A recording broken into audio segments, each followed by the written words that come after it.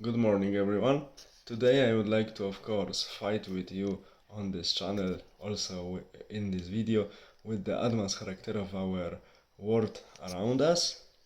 And today I would like to come back to one of my beloved topics.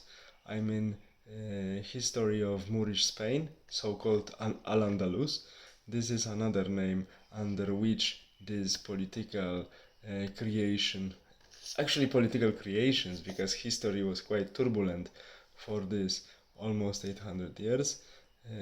This political creation is also known under the name of Al-Andalus, and one of the most beautiful but very tiny book, which was translated into one of the languages I can read and I can speak, is the book by French author who was originally from Algerian Jewish family, but they adapted a completely French culture, Evariste Levi-Provecal, and he, of course, wrote a small book entitled, one should translate this title, Arabic Civilization of Spain.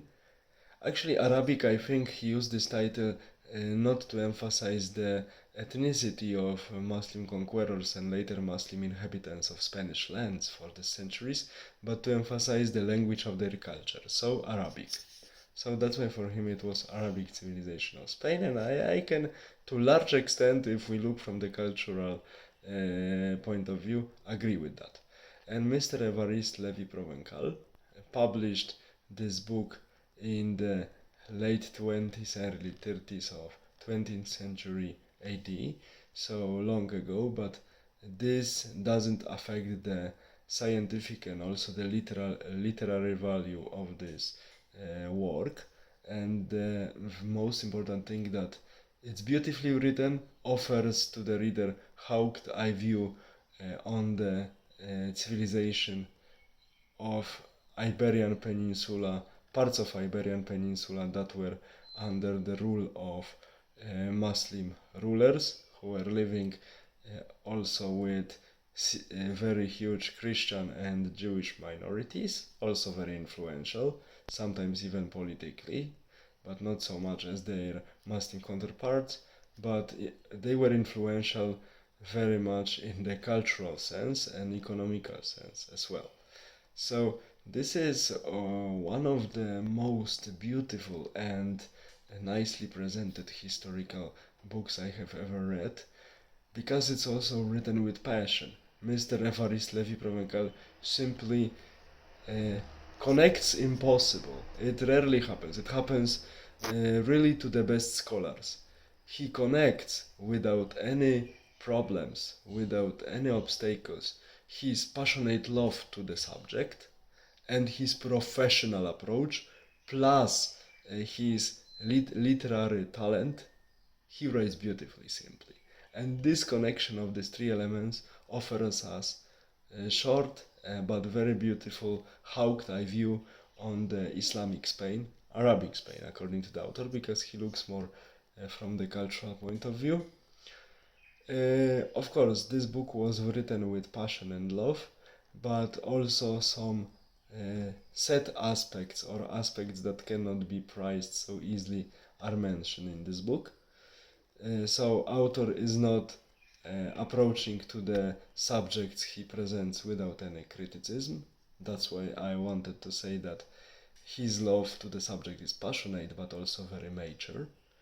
And I would like to encourage you to, especially the ones who read French, to go into the books of Mr. Levi-Provecal.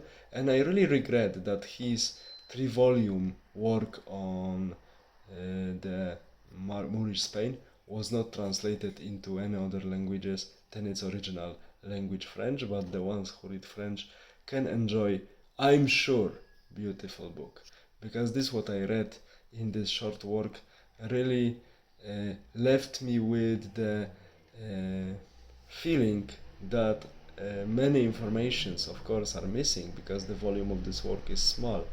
But maybe it was the purpose of the author to write such beautiful book that will leave the reader thirsty of another facts, another interpretations, and another information about Moorish Spain to encourage the reader to study independently and to deepen the topic.